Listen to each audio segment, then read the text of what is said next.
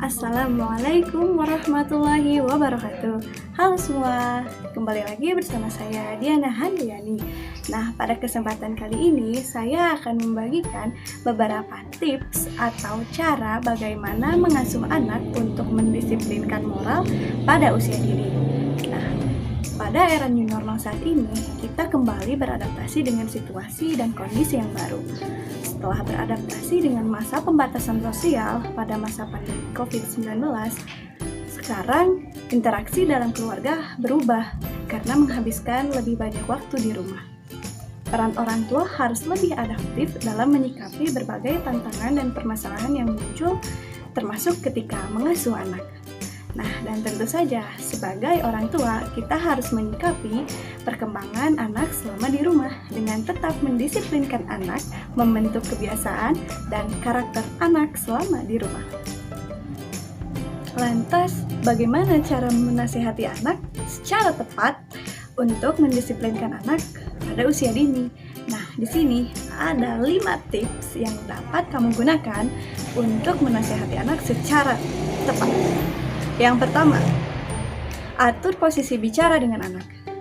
Usahakan ketika kita berbicara dengan anak, berdiskusi sejajar, face to face, serta tatapan mata kita sama dengan tatapan anak. Itu akan membuat anak merasa lebih nyaman dan juga tenang. Kemudian, baru menjelaskan dan diskusikan apa yang boleh dan tidak boleh dilakukan, bukan supaya anak paham, tetapi supaya anak tahu dampak baik dan buruk ketika ini itu tidak diperbolehkan. Tips yang kedua, tips ini dilakukan berbicara tegas, bukan kasar. Jangan langsung berteriak kepada anak ketika anak melakukan kesalahan, karena itu akan memunculkan reaksi balik dari anak. Ketika marah, dia akan langsung berteriak. Nah, tapi usahakan panggil dengan lembut, panggil namanya, serta usap-usap dengan lembut.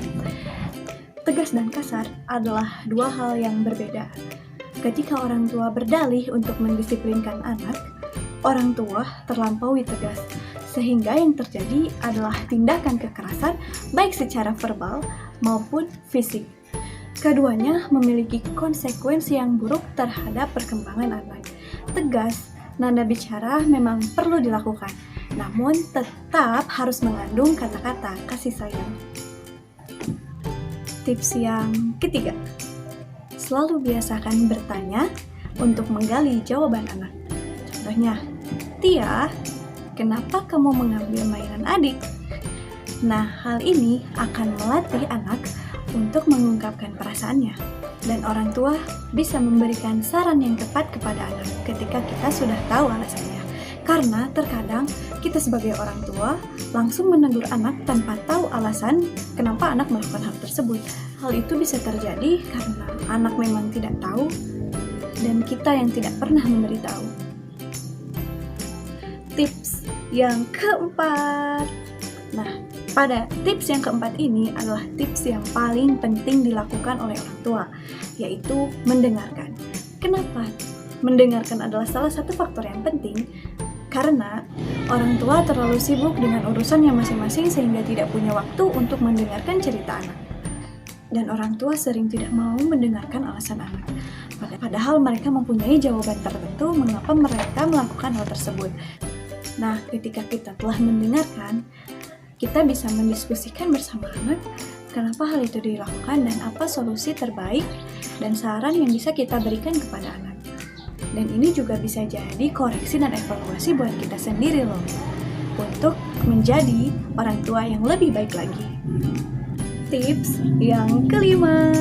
Nah, tips ini kita bisa melakukan atau memberikan waktu 30 menit minimal per minggu untuk berdiskusi dengan anak, menasihati dengan anak, mendengarkan anak, dan berkomunikasi dengan anak supaya kita tahu perkembangan apa saja yang telah ia lakukan, yang telah ia dapat, dan juga masalah apa saja yang telah dia alami, dan bisa didiskusikan. Kita bisa mencari solusi secara bersama-sama.